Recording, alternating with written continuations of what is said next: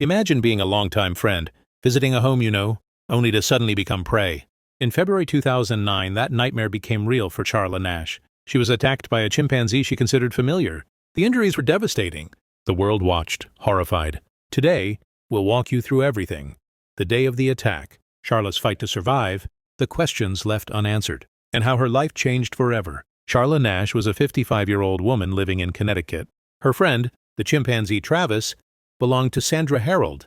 Travis had been raised from infancy in the Harold household, often treated like a pet or even family member. He reportedly dressed himself, helped around the house, and was a familiar figure in the neighborhood. But over time, there were signs of erratic behavior. Travis's care, environment, and boundaries would come under scrutiny after what was to happen. The day it happened. On February 16, 2009, around 3:40 p.m., Charla arrived at the Harold home. Travis had somehow escaped, and Sandra asked Charla to help bring him back inside. Charla tried to lure him back using a toy, his favorite, Elmo doll, but Travis became agitated.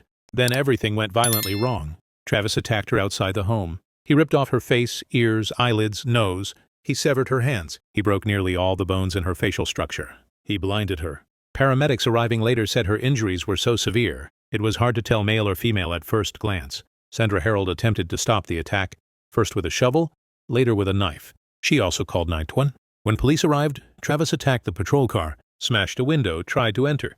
He was shot by Officer Frank Chiafari. The aftermath and surgeries. Charla survived, a miracle given the devastation. Over the next days, she underwent hours of surgery on her face, scalp, hands, jaw.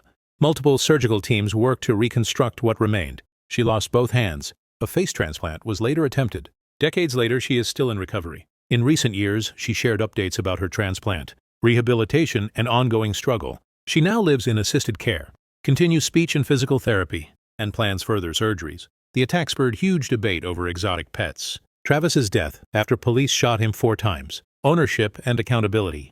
Who is responsible when a pet kills? Some defended the Harolds, arguing the attack was unpredictable. Others said they knew Travis's risk. Charla's family filed a lawsuit, e.g. $50 million, against Sandra Harold's estate.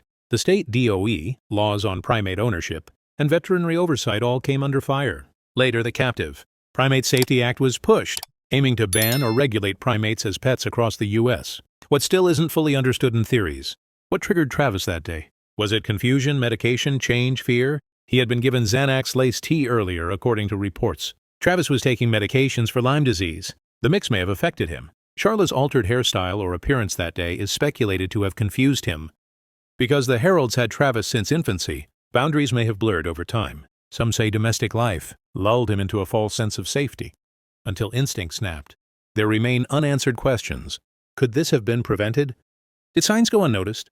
What psychological state was Travis in? Who bears moral responsibility, legacy, and changes? Charla Nash's story became a powerful example. What can go wrong when humans treat powerful wild animals like pets? Her case is often cited in debates over exotic pet laws. Media documentaries, e.g. Chimp Crazy, have revisited the case. Public and legal systems tightened regulations in some states. Charla's courage and resilience continue to inspire debates about animal ethics and human responsibility. Charla Nash wasn't just a victim of a violent attack. She became a symbol of how fragile the boundary is between human and animal, of the cost of underestimating wild instincts, and of how survival is more than physical. It's mental, emotional, and spiritual. If this story moved you, hit like, subscribe, and turn on notifications. Drop a comment. What do you think triggered that attack?